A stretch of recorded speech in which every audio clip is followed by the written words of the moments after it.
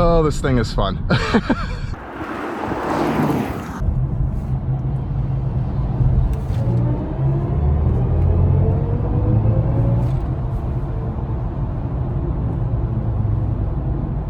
Okay, everyone, welcome to the 2024 BMW i4 xDrive 4D. Now, this is a relatively newish version of the BMW i4 for the 2024 model year, and it is probably one of the best ones I think you can get, other than the, if you want all-out power, you can go for the M50. This is, I think, the i4 to get. Has the most range, has xDrive all-wheel drive, and it drives really good for not even being an even M Sport style model, even though it has the M Sport packages and a lot of M Sport goodies on here for just being an i4 xDrive 4D. Let's go take a quick look of the exterior before we go take this thing on a drive today. It's a little bit raining, but it is supposed to end in just a minute. And if you haven't watched out my full review of this i4, definitely go check that out to have a whole in-depth look of this entire vehicle. But let's go take a quick tour on the exterior for you guys while I have you here. So this was a pretty unique specified model here. It's finished in this BMW Individual Mora Metallic paint, which is like $5,000 extra. I think it looks absolutely gorgeous. It's like this purple violet color shade. We have our laser light package on here, so we have the upgraded headlights, extended shadow line package throughout the exterior, so that blacks out everything. I think this is a really great looking BMW. We also have the larger 19-inch wheel option with the M Sport package, so that's getting us upgraded brakes and calipers, as you can see with the red calipers there. And these brakes are pretty impressive, and these wheels are pretty impressive. I'm surprised BMW gave me Hankook tires today with summer rubber on here. These are not all seasons. They're a summer specific tire. It's still technically winter, I would say. Spring technically hasn't officially started yet, so this thing is going to be fun to drive around, and it definitely handles pretty well. And of course, the i4s only come in the Grand Coupe model or body style for BMW, and I think that's perfectly fine. You need that space for that battery pack with a little slightly longer length of the Grand Coupes versus the regular coupe. Otherwise, it's still a great looking 4 Series. We have the hatchback back here. A lot of space to kind of carry things around. We have a cargo cover we can remove here. Few things just lying around back here. That we have our charge stuff, kind of cables in there, an extra charge cable, and there is a big subwoofer back under here for our Harmon Kardon system, which is a fantastic audio system as well. And it is a nice power tailgate, which is a great feature. Rear seats are definitely on the smaller side. Oh, look at that, sun's coming out, as you can see back here. And again, check out my full review for all those details. We're gonna go take this thing on a drive today because honestly, it's quite fun as a vehicle. Heading inside, comes to life, you press your little blue start stop button. A little bit of an intro animation there. We do have a wireless charging mat over here, wireless CarPlay. I'm just gonna put my phone over here for now so it doesn't roll around. It is fully charged and I don't want it to overheat. Because that has been an issue I've noticed with the 15 Pro Max. It's still on BMWs for some reason. And this is our wonderful interface in here. We have almost 400 horsepower, over 440, I believe, pound-feet of torque, dual motor all-wheel drive. The rear motor is making a little bit more power than the front motor. Great handling dynamics. We have Sport, Comfort, and Eco Pro, and we can individualize each drive mode as well, which is a nice touch. And we can also have a great parking assist system on here, which is an option. I think it's a very well worth option. We have backup assist, so it will actually back up for you out of a spot. It remembers like 150 feet, which is really impressive. And we have the parking assist option. So let's see if it works. It typically likes to work when there are cars next to a space. So let's see if it finds these parking spaces over here. I can visually see that there are some there, but sometimes it just doesn't like to recognize them. Okay, so it's skipping a lot of these spots over here. Honestly, it does work most of the time. I'm wondering if this light discrepancy over here from the sun is causing it to be a little bit funky right now. Okay, so it found that spot. So once you find a spot, you press park here, and you literally just take your hands off the wheel. You can see that this will turn green for you. And oh boy, it's a little scary of an operation, I won't lie. So it knows there's a car there. You do always want to have your foot on the brake, just in case of emergencies. So as you can see, it is stopping now. Oh gosh. This is one of the scariest things you could let the car do. But honestly, there's a lot of parking sensors around here, and I do trust it. I've used it plenty of times, and it's gotten into scarier spots than this. And does it really well. It centers itself and makes sure you have a good enough distance away from these cars. And look at that. It's going to come to the end of the spot, and it will put me in park for me. Check that out. park and the vehicle doors are unlocked. Really cool feature. And believe it or not, it will actually take you out of a spot as well. So you press the button again. I think if I put it into drive, maybe put it into park again, it usually will take you out of a spot. Sometimes it's really just out of a parallel parking spots. It will do that for you, but that is also a feature of this vehicle.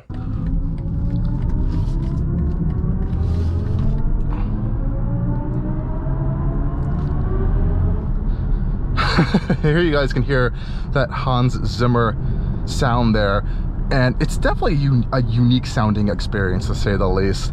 I had heard it over in the i4. Those have a lot more sound experiences. I'm not in the i7 than the i4, but I think it helps in sport mode. Some people don't like it, and again, you can turn it off.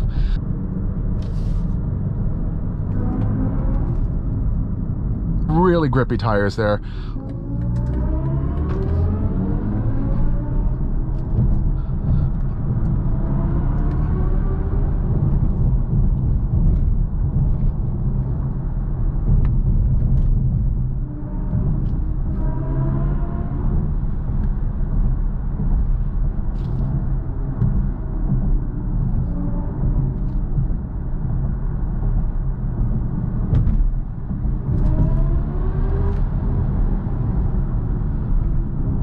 And definitely when you start driving it a little bit on the harder end, you're going to see the range numbers actually reduce for real because you're going to be using all of that battery pack. Oh, God.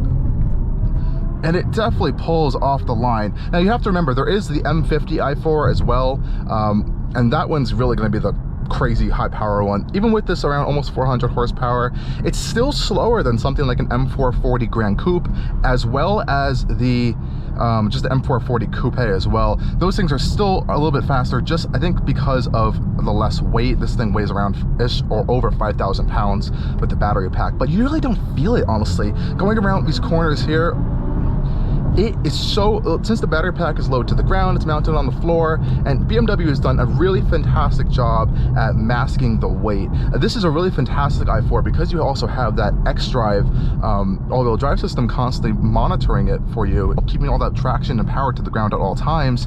That's not something you're going to get in the eDrive 40 or the eDrive 35.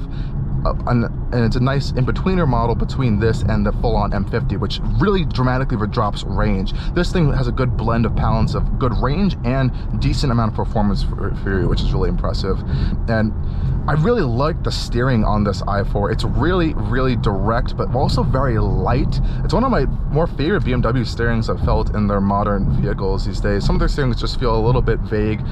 Honestly, pretty good communication and feedback going on this vehicle. And I have to say, and of course, you're getting the whole BMW experience. Like, you can be going 80 miles an hour, 90 miles an hour on those things. Don't say you're not supposed to do that, obviously, for legal reasons. But let's say if you are doing that, it will feel like you're going 40 to 30 miles. Like, it's incredible. But you can still have a little bit of fun in the xDrive 40 model with the more powerful rear motor. Though, again, at the end of the day, the eDrive 40 models might actually be a little bit more fun if you kind of prefer that kind of experience, just because it's rear-wheel drive. And obviously the M50 is going to be the one that's going to really give you a lot of joy in driving engagement, because that one's just insane. It's just pure insanity. It doesn't have launch control, but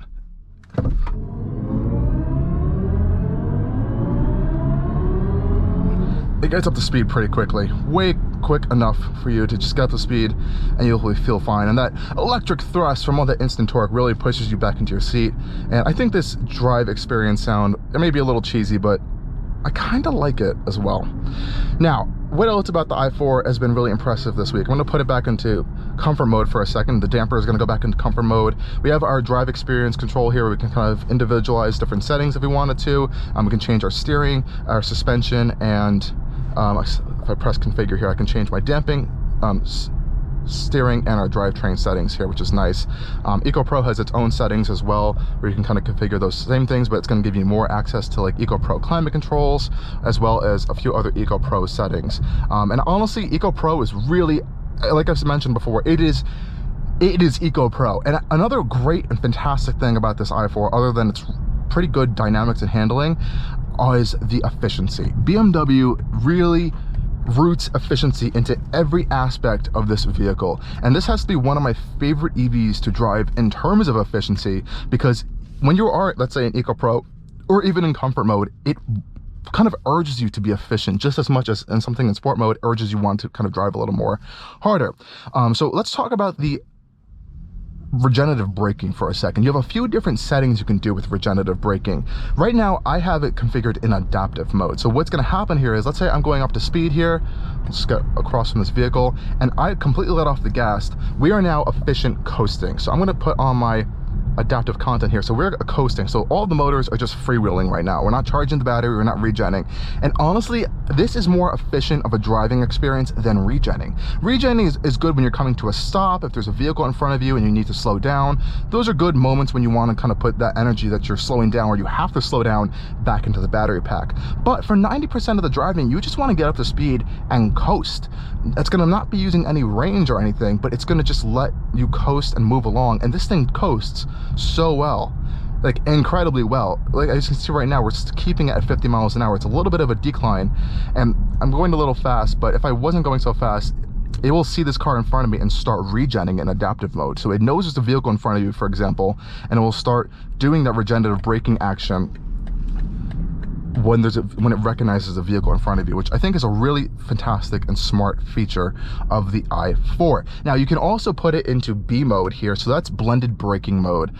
So that's really kind of be like full regen all the time, I like to call it. So I'm driving right now, I let off the throttle, and it's just fully aggressively. This is kind of what your one pedal drive, I like to think of in the blended braking mode.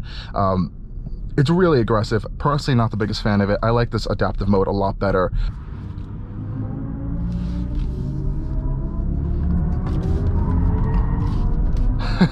A little bit of traction loss there,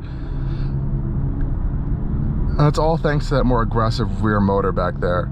I really wish BMW, or hopefully in the future, we'll get a chance to drive the M50, because I can't imagine how fun that thing's going to be. So what is it like on the highway? So as you can see now, what I'm talking about, we're completely coasting now, and it's just blending and gliding across on the highway, being as efficient as it can. And I've been seeing some really good efficient numbers as well. If I go back to my screen here, we have the new iDrive 8.5 system on here. I saw 3.5 miles per kilowatt hour on my drive to work this morning, and that's really, really good. Especially for a platformed EV that's not a dedicated EV platform. This is a i4 Clarb BMW chassis where you have all the gas engines, and they're able to have it and build it from the ground up in the same way as an EV versus as a gas car. So they really did a good job at being able to have a platform that has both powertrains on it. We do have the optional driver assistance professional package here, and wow, does it work. If you don't get it, you really don't get adaptive cruise control at all, which is interesting, but I would definitely recommend to get this package, because I'm going to open up our screen here that will show us our driver safety information. Now you do have blind spot, you have your lane centering assist and everything, but this system works really well. I'm going to turn it on now. So our assisted driving is now activated. Really cool. We don't have automatic lane change assist like some more advanced system, which is, I really don't care too much about those. They're a little bit of a gimmick of a system in my personal opinion. But this radar cruise control is really fantastic. We do have full steering assist as well, which you should have on a proper radar cruise system. And under 40 miles an hour, we have this assistance professional package here, which will literally allow you to just, it's kind of a full-on traffic assistant function where it drives itself fully. You have two camera IR infrared monitors here, which you cannot see with your eyes, but obviously it's probably flashing on camera right now for you guys, and that's going to be tracking your eye movements to make sure you're paying attention. And you have two little green lights here that will activate for that, and they also activate for your parking assistance as well.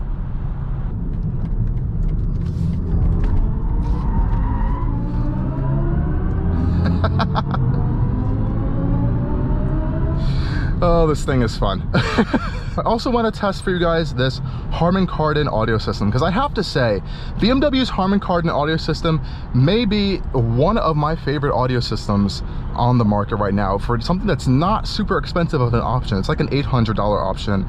It's personally blows some other systems out of the water, like the Meridian audio system and some other Bose systems I've heard in some vehicles. Some vehicles have good Bose systems, but generally I don't think they're super impressive.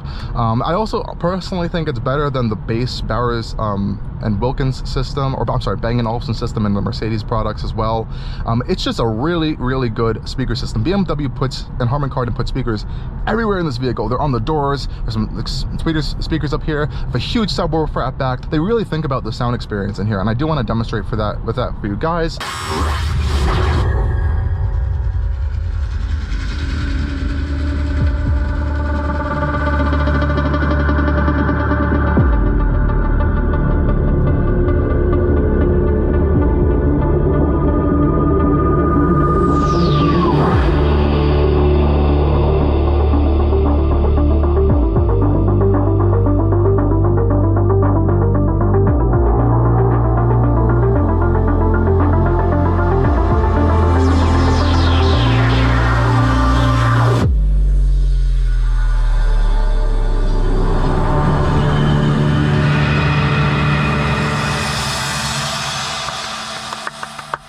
I think that deserves a round of applause. Thank you, Harmon Kardon, for that. But anyways, guys, that was a quick test of this Harmon Kardon system. And I'm going to wrap up our driving review here of this BMW i4. I hope you guys enjoyed my impressions on the driving experience of this i4. It is incredibly efficient. You can get very good range out of this thing as well. It drives fantastically. And, you know, it's a little bit on the pricier end for EVs. But oh boy, would I buy one in a heartbeat if I had the money. Maybe not with all these crazy options on it that's bringing it up to such a high price point, but for what it is, it's pretty impressive. And again, thank you BMW for loaning me this thing for this week for a review. And as always, stay tuned for more coming on Allcarnews. Cheers.